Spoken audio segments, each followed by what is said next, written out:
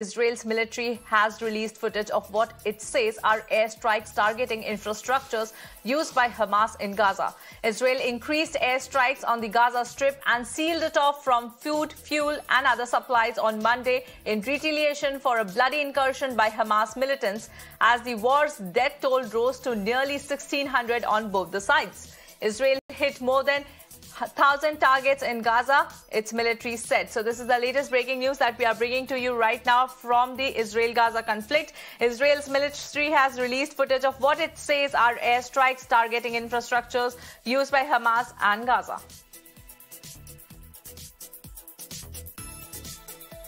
The death toll from the war in the Middle East has crossed 1,500. 900 people have been killed in Israel, while nearly 700 are dead in Gaza. Israeli Prime Minister has termed Hamas as ISIS and warned Gaza of devastating strikes which will leave the region in ruins. Now, Israel has stopped electricity, food supply and fuel supply to Gaza, choking the bloc in more than one way. Israel Prime Minister Benjamin Netanyahu also held a security review meet in order to amp up the attacks. Meanwhile, Hamas is leaving no stone unturned as it continues strikes on Israel. Hamas has threatened to publicly execute captive Israeli for every time civilians are targeted in Gaza without a warning. Israel is at war. We didn't want this war. It was forced upon us in the most brutal and savage way.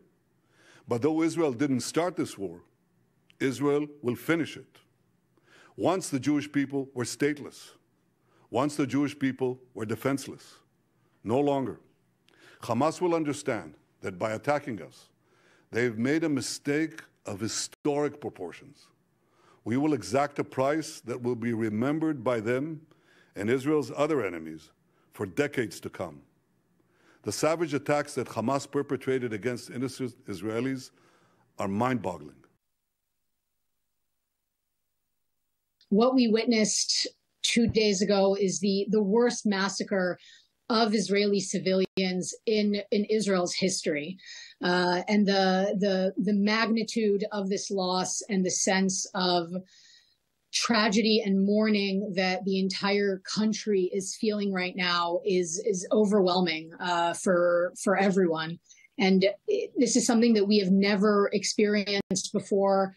And the horrors that we have witnessed, it's almost hard to describe them in words. Right now, the number of Israeli casualties is more than 700. The number of injured are in the thousands. So we do believe that it's likely that the number of casualties could, of course, increase. For more on this, let me go across to my colleague Shivani, who joins us on the phone line. Shivani, huge devastation on both the sides. But as far as the Indian embassy is concerned, how are they dealing with this situation?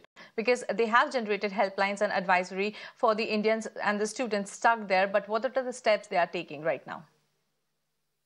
There are around 18,000 Indians in Israel, and the Ministry of External Affairs is monitoring the situation, and they've also issued the helpline numbers, and they are reaching out to Indians if they are in need of any kind of help, and they are also issuing advisories for the Indians who stay in Israel. So the situation so far, as per the Indians is concerned, is under control. But yes, it's fourth day when the devastation continues in Israel. And there have been more than 1,500 deaths in the Middle East. 900 people have been killed in Israel, while nearly 700 are dead in Gaza.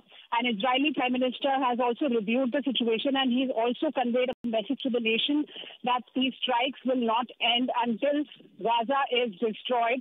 And they've also stopped the electricity food supply in Gaza Strip, and the counterattacks from Israeli Air Force and the Israeli Defense Forces continue in this particular region. So this is the fourth continuous day when Israel and Hamas are at war. All right, Shivani, many thanks for joining us live and giving us all those important details.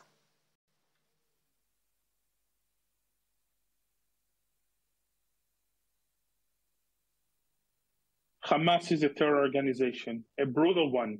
We saw the photos, the images in the last 48 hours. We saw the brutality of the executions that they had, that they made in the Israeli territory, and we will fight this terror organization. The only way to fight it is to get to each and every terrorist and have him pay the price. Not only the ones that participated, but also the ones that sent them, and the ones that financed them, and the ones that are behind them. We know that Iran is the main financer of the terror organizations in the Middle East, and they are also deeply involved in what happens in the Gaza Strip. There will be consequences for this attack for each and every one responsible